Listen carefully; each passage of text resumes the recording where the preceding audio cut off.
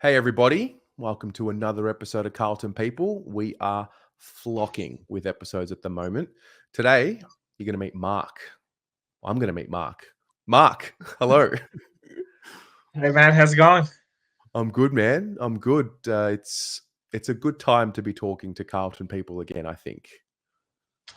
Definitely. I think the boys are up and about, finding some momentum, finding our feet. So I think it's exciting.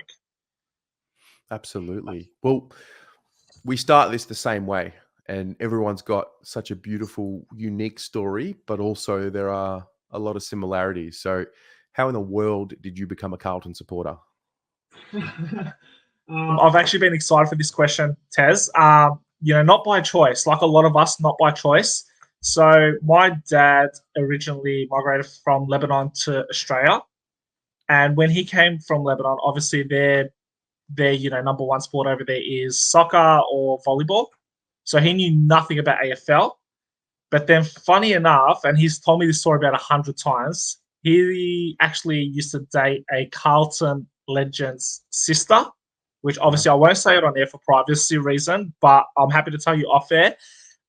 Well known to the older generation. And then he used to go to all the games with her and whatnot.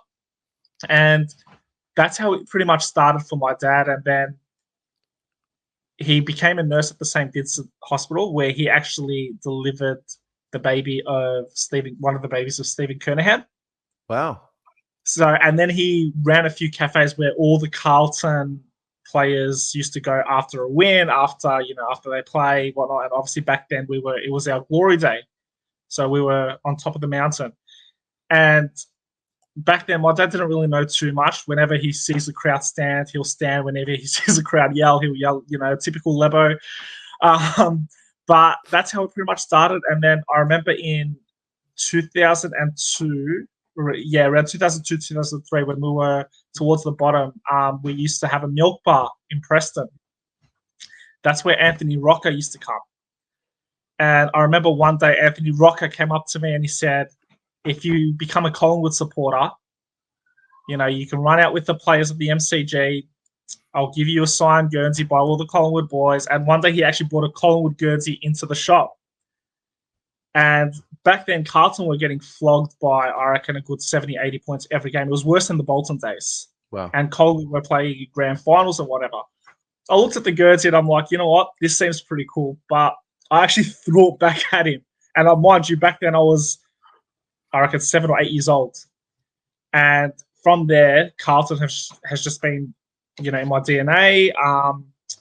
And also the first thing I ever wore was Carlton. When I was born, the first thing I wore at that hospital bed was Carlton. So I was born Carlton. Wow. I've Yeah. done, I think this is episode number 86. I have never heard a story like that. That is really cool. That's Yeah. that's worth the wait. I like it. Yeah, no, it's ever since, it's just been engraved in my DNA, my blood, like it's Carlton. I wouldn't have it any other way. Yeah. So, what is your first memory of the club, whether it's a game or a moment? Like, what do you remember?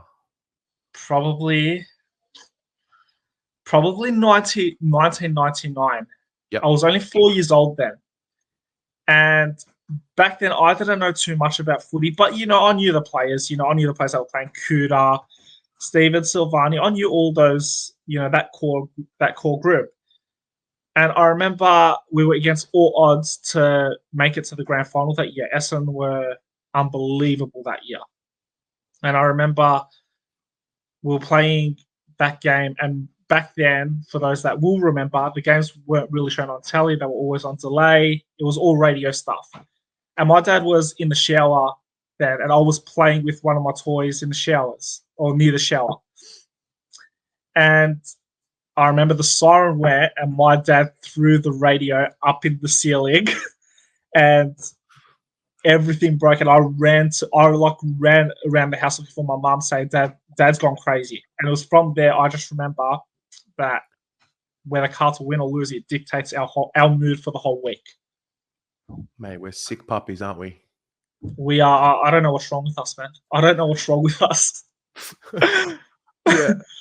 I mean, we have gone through a journey together as the whole club. When I say the club, I mean the fans, the players, everyone. And I Yeah, think, for you and I, we were given the story of Carlton. It was passed down to mm, us. And this is us, yeah, and we're the best, yeah, and we're the greatest, and we win grand finals, and we're ultra successful. And historically, we are. But there's a uniqueness about this generation, and that is we have had to start from zero, like rock bottom, and we've had mm, to follow this journey back to the top. So I feel yeah, like we're gonna enjoy it and appreciate the success a little bit more because of what we've had to endure. yeah. And here's a story that I don't think a lot of people will know. My dad is also an interpreter now, so he translates from Arabic to English. One day he was at the doctor's, and his phone went off, and his phone is the Carlton song. His ringtone is the Carlton song, and this was back I think in 2004 or five. Heath Scotland was there, Wow. and my dad didn't want to obviously interact with Heath Scotland because obviously keeping it private. He's there for a checkup or whatever he was there for. So Heath Scotland heard that song and then started talking to my dad. And Heath Scotland actually said to my dad, he remembers there was a time, a really dark time at the club, where the players that were representing the club actually had to go out and buy their own footballs to train. Wow. We were done. We were done for. And I don't think a lot of people know that. The club was literally on its hands and knees about to give the keys back to the AFL. So that's a little side fact for you that we've seen it all at Carlton, and we're still going strong. We are. What have you got in your memory of your best Mm. game? Like, what's the best memory you have? You can put down the glasses. It's an Amigo. It's an Amigo that'll finish it off, Yeah. without doubt. I mean, that I was at that game, and that commentary still rings in my head. I mean, it was hearing the crowd erupt when he kicked that goal was something without doubt. But I'll also say last year's game against Collingwood, that still rings a bell for me because it was in that moment. It's not the fact that we lost, but it's in that moment. I remember I cried on my dad's shoulder, and you realize maybe it's just not meant to be for us. Maybe it's not in our story, and that's and it sort of digs deep because what if it's not meant to be? But I think seeing the way the boys carried on, especially recently, it sort of gives me motivation that something's in the air with this club. Yeah. That 2013 game, I've never heard a sound like that. When Juddy kicked that goal in the fourth, I've never heard a sound like that in my life. As you were recounting it, I started getting like goosebumps down my Yes, face. and I Yeah. remember we were with a massive group then, and one of the people that we were with was like, she's never seen me so excited at a game before. And I'm like, well, we're not even meant to be here. How are we going to Sydney the following week? Yeah, all right, we got smashed, but how did we make it that far? Because we weren't even meant to be in finals. Yep. And that's the magic of us. This is the thing about our group, right? So I don't know, like historically we've got notions and stories on our side. And I like to buy into a little bit of the magic. And I think there's something in if and when we start playing finals football again, that history will come through the boys Oh yeah, and it'll continue on and it'll help guide them. oh yeah. I think, as you said, mate, I think we just need to get there. Once we get there, hey, you're not stopping. No one is stopping us. And I'm not talking about whether we win it or not. I'm talking about the crowd. No one can match Carlton's energy when Carlton is up and about. And I'll go to war with anyone over it. No one can match our energy when we are up and about. Yep. What does your game day look like? Like when you go to games, do you have Yeah. what does it look like? People actually hate watching the footy with me because Yep. I do get. I'm going to use the right word here. I don't get aggressive in terms of,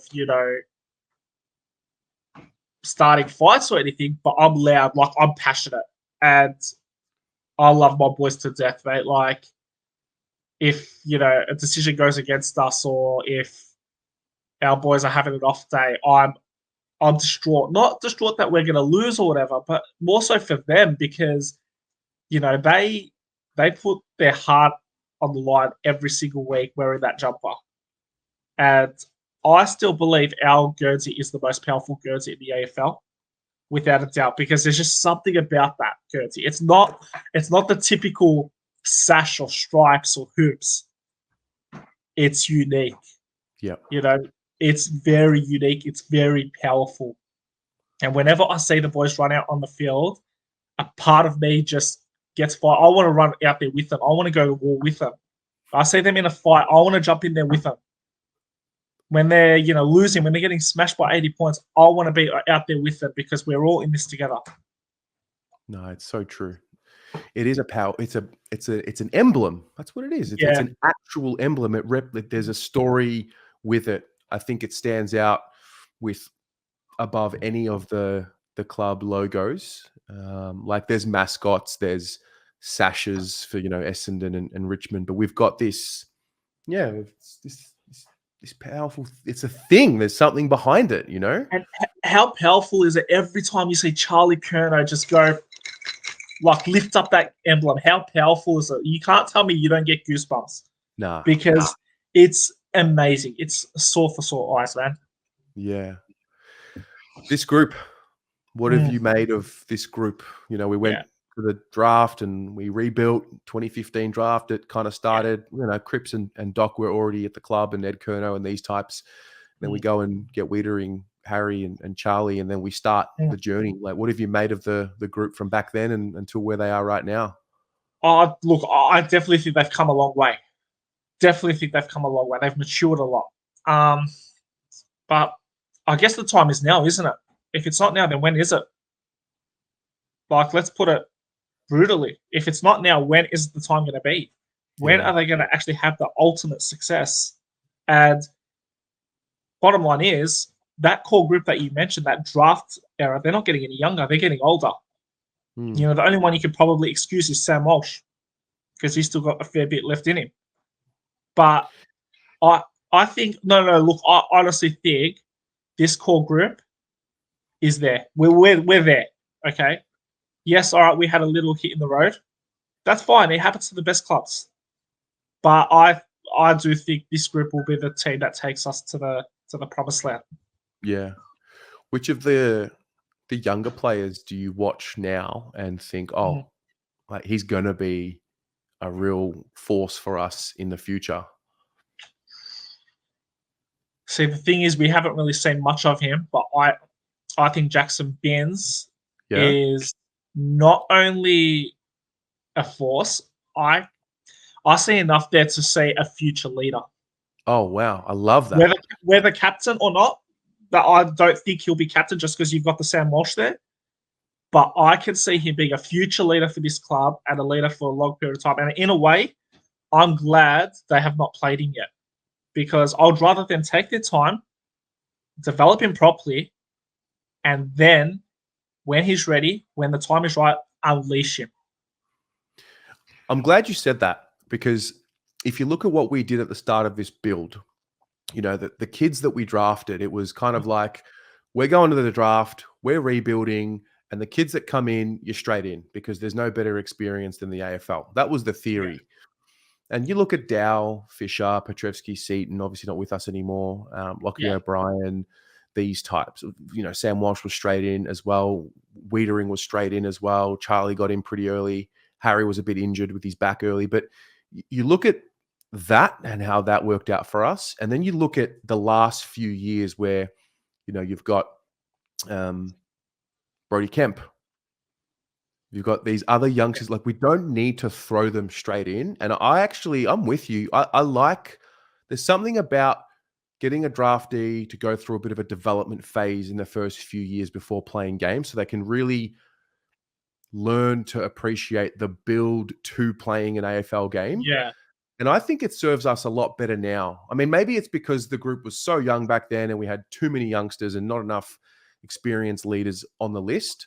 Maybe that was an issue, but I like the idea of, you have to earn a game no matter where you go in the draft. No, 100%. And you summed it up perfectly, Tez. I mean, think about it this way. Look how quickly Brisbane rebuilt on the back of Luke Hodge. Yeah. They had that senior head there to help the younger players. We've never really had that. And in fact, if we get, a senior player, they're not really a well-known leader. Yeah. And that's what I look at. And like even Collingwood have done it perfectly with their, with their trading and their drafting recently. And that's why they are where they are now. I don't believe being a rebuilding side means playing all your kids at the same time at the start of their career, because that will kill them. That's why Paddy Dell's in the position he's in now. That is why Zach Fisher's not getting a look in. That's why Lockie O'Brien is playing in the VFL, and when he plays AFL, makes some pretty miserable decisions. I mean, look, it's tough. It's a tough caper. Any profession is tough, and especially this one that we watch where you've got 90+ thousand members, you've got hundreds of thousands of fans watching. They're all trying their very hardest. 100%. I just think I'm really curious as to what development tools we had back then, even 6 years ago, compared to now. And maybe it's a bit unfair. Maybe it's a bit easier on them now because, Harry, Charlie, these guys, like they're leaders. They're leaders now. They're a bit more experienced. So, yeah, I'm always really curious about that development program and how we get players into the system and get them, prepared, not only to just come in and show flashes, but to come in and stay in the side. Yeah, 100%. And I think we've noticed with Fish recently as well, he's out of the side, he's out of favour. And whether there's probably no coming back now for him. And I feel sorry for him because I remember when he first started, he bled for this club. But now he just can't get a look in. And you just wonder what went wrong when the rebuild started.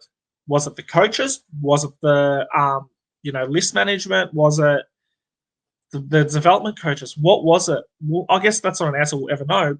But you look at it in hindsight and you think to yourself, could we have done things differently? And if so, what could we have done differently? Yeah.